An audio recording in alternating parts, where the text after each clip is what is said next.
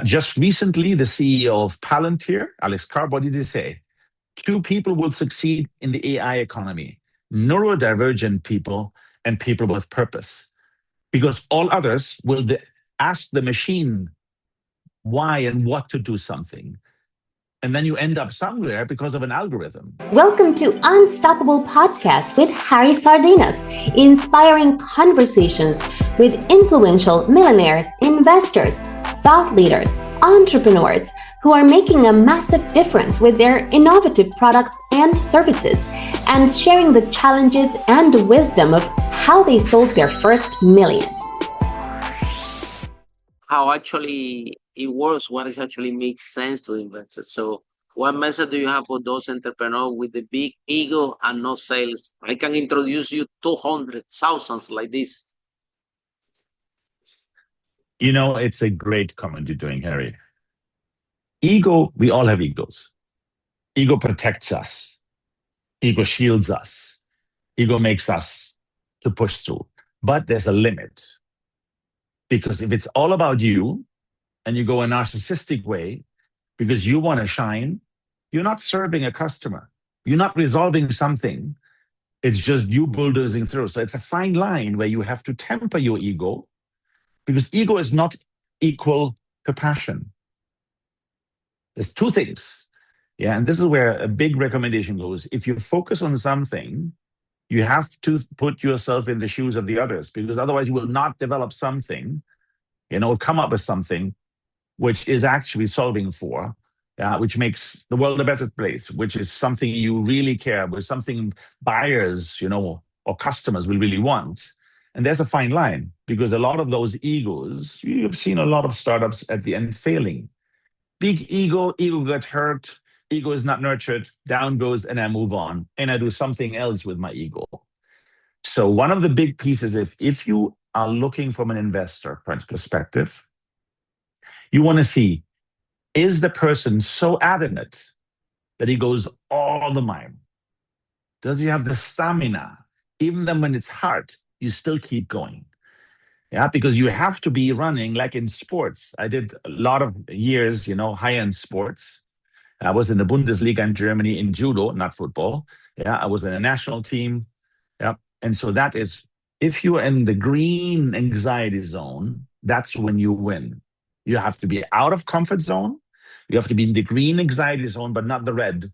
Because if you're in the red, you have so-called amygdala hijack, because the amygdala takes the blood away from the prefrontal cortex and you're dead. And so you need to be out of comfort zone. You need to be okay with that and comfortable, but this is not ego related. It might look like, but therefore you have to manage your ego, because it's just all about you.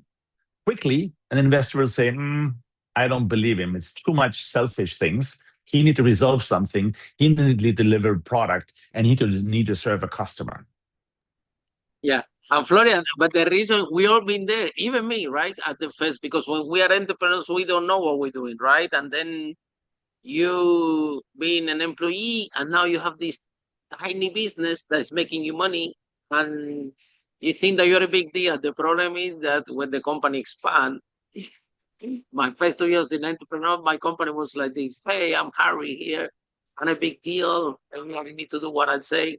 And Florian, I'm so exhausted, because everything need to run with me, 177 clients and all the team, and everybody need to run everything. I don't trust anybody. I'm the big deal. I have a bigger ego, and I'm so tired that after 2 years as a survivor, I say, okay, hold on a minute.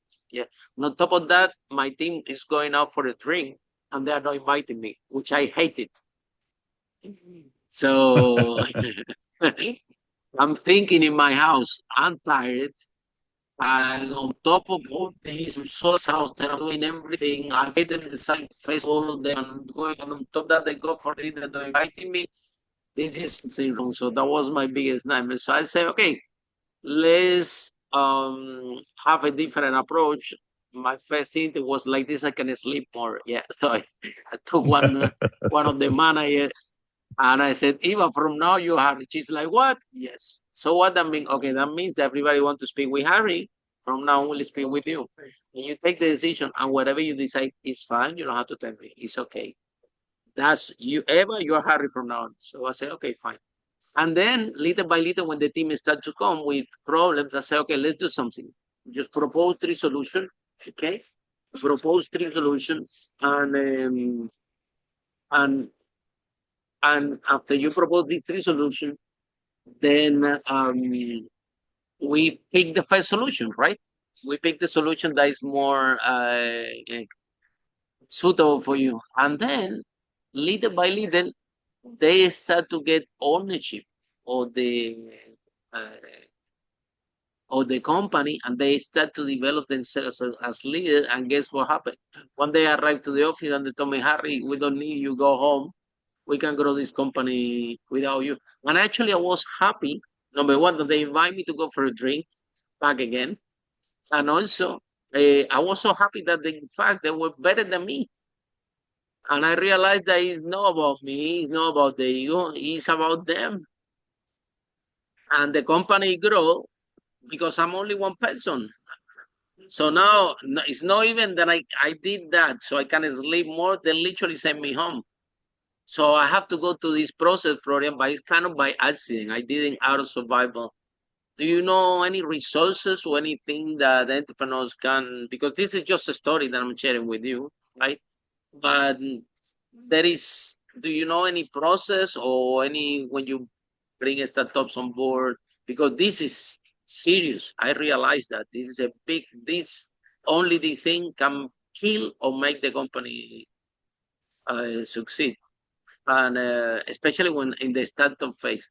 So any resources that you can share, or any process or anything that you can share with our founders regarding this? Again, first of all, thank you for sharing your story. And in your story, you just basically explained that your success was not your ego. Your success was your team. You picked people who could perform better than you in the long run. And I, as an investor, I want to see this. So it's not just the person shining, the big ego shining. No, I want to see what's the team, what's the cohesion of the team. Do they understand it? Can they sustain pressure? Can they keep going? Because this is exactly, it is not the ego. And you, as a founder, you have to sell your vision. People have to excite. It has to be contagious. You sell a dream. You sell something where you say, this is where you're going out. We're going to conquer this market. There's a big need, and we will change the world. And that's where you get high intrinsic motivation. That's why people are not there for the money as a primary driver. Yes, of course, we will all gamble, and if things go well, we're all happy. But the main driver is actually that you change the world. Yeah, this is when you have these companies also, and the leaders, where people go, is much more than the money. It's the journey. It's the things you do to change the world. So in that side, Terry, I think what you state here is a beautiful example, because again, one of my favorite citations is from an author called Antoine de Saint-Exupéry, which people know from The Little Prince. But the sentence I like most is, he says, if you want to build a ship, don't drum up people to collect wood. Don't assign them task and work, but rather teach them to long for the endless immensity of the sea. And that's the part where the leader coming with a vision and people adhere to and follow. And they trust that your vision is the right one. And then you go into the details and hammer it down, but you share a vision, you have an alignment. And that makes it very, very special. Because at the end, you don't know exactly. You have a plan, and the plan has to be adjusted. It's never exactly, a lot of things you learn as you go. But the beauty of this is, yes, you have sleepless nights. And yes, sometimes you have to sleep and somebody has to take over. So you cannot just be the only one. But this is where things, I believe, get really exciting. Because that's when you have a big cohesion, empathy is up, and you really want to conquer the world. So Florian, and one more thing that I would like to that I want you to comment on is regarding out of the 500 millionaires that we interview in this podcast, 1 out of 5 are tech billionaires, have tech businesses, right? And our listeners, they might have the wrong impression that become a millionaire in tech is easy, especially now in the world of AI. And some people are saying out there that because it's AI is out there, it's easier than ever to create an MVP. But at the same time, because AI is out there, in my opinion, when a big tech use AI, they are 1,000 times more powerful than you. So tell us the good, the bad, and the ugly of tech entrepreneurs, and if it's true that is so easy become a millionaire in tech, or what is it? Give us a reality check for our founders. Harry, it's a great comment. So actually myself, 3 months ago, I pivoted again. I was on investor side. Yeah, we did a lot of things. And I decided 3 months ago to do an agentic AI startup from scratch. Why? Because of my kids. Because what I've seen in the past, I've written a book, as you mentioned, on vocation, because I like for people to identify the purpose and then make it your profession, because it's the biggest driver you can have. But in the past, purpose was doing good. First, I need to make money, and then I can do good, which is fundamentally wrong, and especially in AI. Yeah, just recently, the CEO of Palantir, Alex Carr, what did he say? 2 people will succeed in the AI economy: neurodivergent people and people with purpose. Because all others will ask the machine why and what to do something. And then you end up somewhere because of an algorithm. One of the key economic assets, as we're moving from a knowledge economy after the last industrial revolution, First, Second World War, yeah, with the big blow, depression, and the war, and then the reality kicks in, it has been a knowledge economy.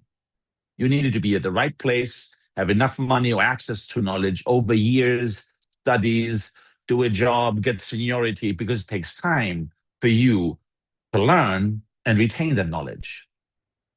That is all over. Knowledge is at your fingertip. Now we're moving from a knowledge economy into a creator economy.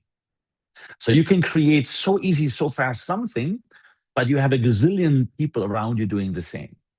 It is, I live in Switzerland. World Economic Forum clearly says you will have now 500 million people losing their good middle-class white-collar jobs.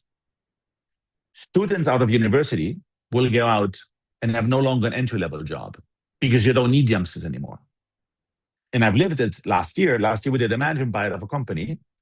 It was a consulting company in the impact investing advisory space. We flipped the company with AI, automated everything, 70% of the people out, immediately profitable. Yeah, much better, much faster.